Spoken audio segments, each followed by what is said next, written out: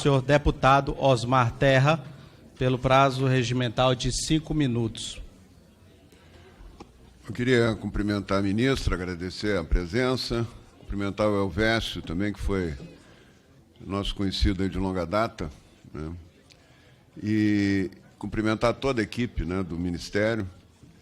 Eu acho, ministra, que nós estamos aqui para discutir alguns temas, como esse da desinformação, a ameaça de punição aos profissionais que não concordam ou que têm uma opinião diferente. Acho que a gente precisa estabelecer isso. Porque essa história da fake news, quem é que diz que é fake news? É a autoridade? No tempo da Inquisição era assim, né? A autoridade dizia que era fake news, só que a pena era muito mais grave do que demissão, né? Então, nós temos que trabalhar com a ciência. Não tem outro caminho, né?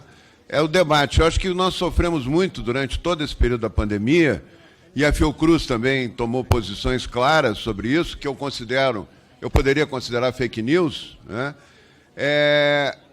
Dizendo, não debatendo, nós não tivemos um debate. Era só opinião lacrada, né? Opinião da mídia, opinião da Fiocruz, opinião dos governadores. Quem era contra era negacionista, era execrado, né? Então, isso eu acho que é uma coisa séria, e principalmente quando vem, na matéria que eu vi da Folha, ministra, tem uma ameaça, né? Diz que vai se demitir médicos, principalmente médicos, nem citou outras pessoas, que estavam veiculando fake news. Que fake news são essas, né? São opiniões? Que opiniões são essas? Eu acho que essa é a discussão que nós deveríamos fazer, e eu acho que a maneira de resolver isso é aumentando o debate, ministra, o debate da ciência. Não foi científico, na minha opinião, por exemplo, fazer o lockdown. O lockdown não adiantou nada. Os lugares que mais fizeram lockdown, mais morreu gente. O contágio foi maior dentro de casa. A única pesquisa que tem sobre isso mostra que 75% do contágio foi em casa. E eu não vi ninguém falar o contrário. Eu não vi, quem falava isso estava execrado, era monstro, não tinha direito, direito de estar dando opinião, né? Eu sou antigo na saúde, sou mais antigo que o Elvésio. O Elvésio é menino novo aí perto da minha caminhada, né? Por isso que eu me sinto no direito de fazer. Eu nunca tinha visto ameaças a profissionais que não concordam com a opinião do Ministério, né?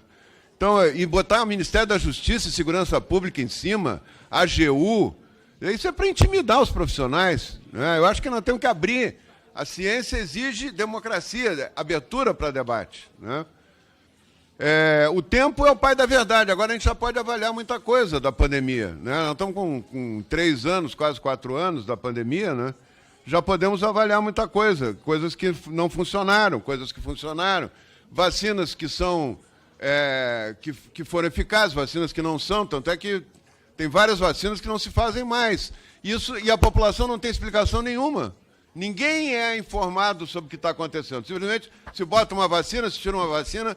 Eu vi o governador Dória dizer que só 2 doses resolvia, e que quem dizia que não precisava, que 2 doses não resolvia, era negacionista, cultuava a morte, enquanto ele cultuava a vida. Menos de um mês depois, ele estava fazendo a 3ª dose da vacina. E depois, agora nem se faz mais da vacina dele, a Coronavac. Ele queria ser o pai da vacina. Cadê a Butanvac? Cadê a Butanvac, que ia ter 40 milhões de doses em junho de 2021? E a população ficou confusa. E o medo, era só instilando o medo. Medo, vai morrer todo mundo, cemitério, vai morrer todo mundo. Ninguém falava, por exemplo, em imunidade natural. Eu nunca vi a senhora falar em imunidade natural. Imunidade natural não é um desejo, nem é uma política, mas ela acontece, independente da nossa vontade. Eu tenho aqui um gráfico, ministro, que eu gostaria de lhe mostrar, mostrando que a imunidade natural foi mais importante que a vacina para a redução dos casos. Imunidade natural, a vacina tem efeito quando ela chega a 50% da população. Essa aqui é a curva das mortes no Brasil. Depois a gente pode mostrar, eu vou lhe entregar. Essa é a curva das mortes no Brasil. O primeiro ano subiu e desceu sem vacina, e caiu bastante sem vacina. O segundo ano, a vacina começa em janeiro. Começa a subir a P1, independente de estar começando a vacina. Quando chega no pico da P1, tem 1,7% da população vacinada com 2 doses. Com 2 doses. imediatamente começa uma queda abrupta do número de doentes, de pessoas que estão hospitalizadas e que estão morrendo. Não pode ser com 1,7% da vacina. Só no final, quando está aqui embaixo, é que chega a 50% da população vacinada. E depois, quando ela chega a 71%, sobe de novo o contágio, que aí é a Ômicron, e as mortes. Depois vai caindo e vai terminando. Acho que é um somatório. Se algumas vacinas forem eficazes, é um somatório. Mas a imunidade natural, ela não pode ser ignorada. Parece que ela não existe. Parece que ela foi riscada dos livros de ciência. Né? E ela não é um propósito, ela é uma consequência de qualquer pandemia terminou com a imunidade natural. Né? Isso não se fala, parece que é só vacina, vacina, vacina. Quantas pessoas tem na Fiocruz, ministra, opinando sobre vacina que tem conflito de interesse? Eu tenho informação que tem profissionais, os que mais falaram, têm conflito de interesse. São consultores de laboratórios que produzem vacina. Eu não estou demonizando vacina. Vacina, para mim, é fundamental. E apoio o PNI, mas vacinas que tenham resultado.